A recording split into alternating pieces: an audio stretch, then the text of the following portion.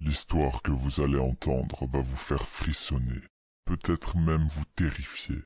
Alors mettez-vous dans l'ambiance, éteignez les lumières et plongez dans le cauchemar.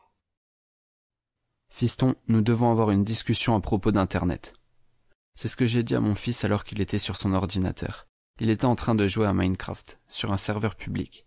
Il était absorbé par le jeu, les yeux rivés sur son écran. On pouvait voir les lignes de conversation défiler sur le canal de discussion.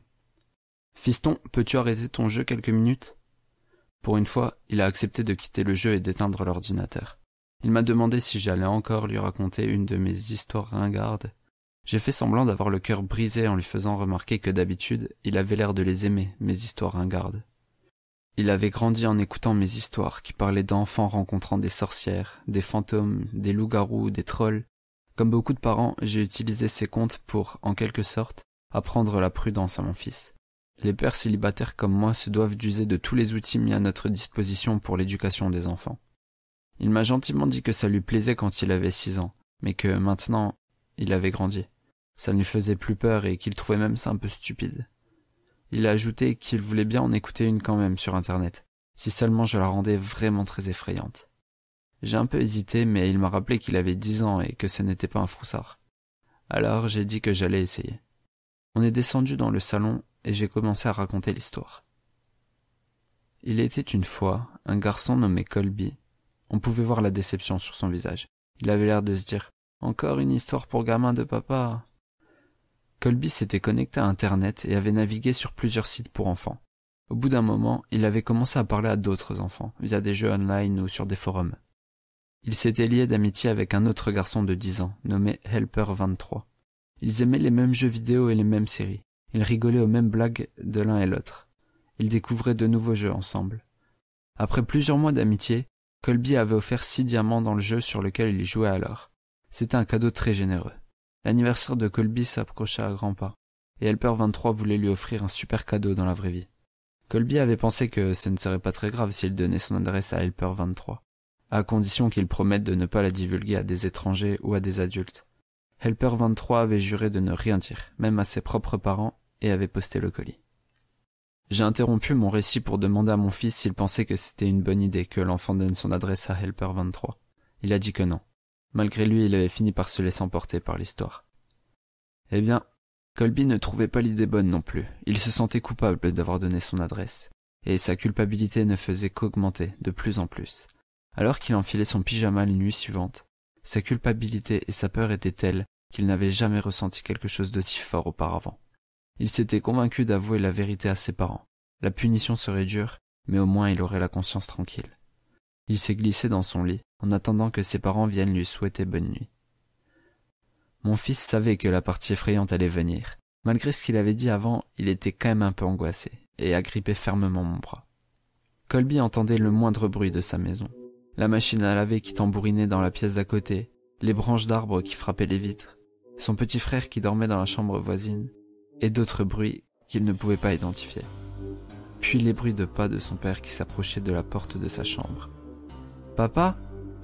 avait-il dit nerveusement. « J'ai quelque chose à te dire. » Son père a alors passé la tête dans l'entrebâillement de la porte, mais l'angle de celle-ci était bizarre.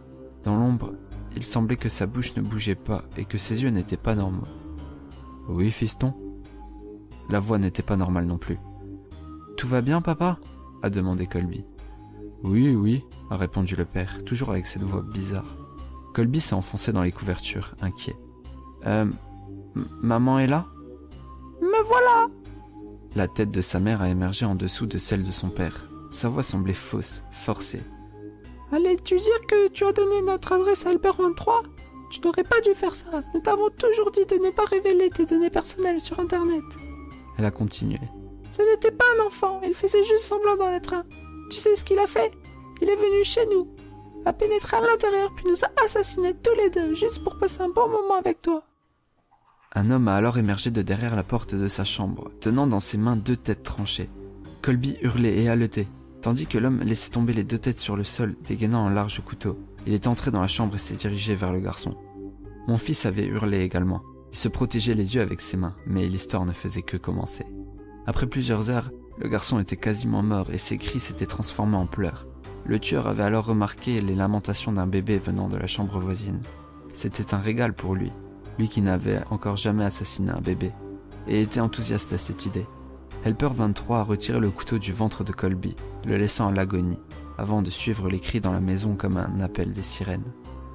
Dans la chambre du bébé, il s'est approché du landau et a pris le nourrisson dans ses bras. Il s'est dirigé vers la lumière pour mieux le voir. Alors qu'il le tenait dans ses bras, les peurs du bébé se sont arrêtées. Il souriait. Helper 23 n'avait encore jamais tenu un bébé dans ses bras, mais il le berçait comme s'il avait fait ça toute sa vie. Il a essuyé ses mains ensanglantées sur une couverture, afin qu'il puisse caresser la joue du bambin. « Hé, coucou toi !» La lueur de sadisme dans son regard s'était éteinte, laissant place à un regard bienveillant et chaleureux. Il était sorti de la chambre, l'a nommé William et a décidé de le ramener chez lui pour l'élever comme son propre enfant. Une fois mon histoire finie, mon fils était visiblement troublé. Entre deux respirations saccadées, il a balbutié. « Mais, papa, je m'appelle William aussi ?» Je lui ai fait un clin d'œil complice, tout en caressant ses cheveux. « Je le sais bien, fiston. » William est remonté dans sa chambre en courant et en pleurant toutes les larmes de son corps. Mais au fond, je pense qu'il a aimé l'histoire.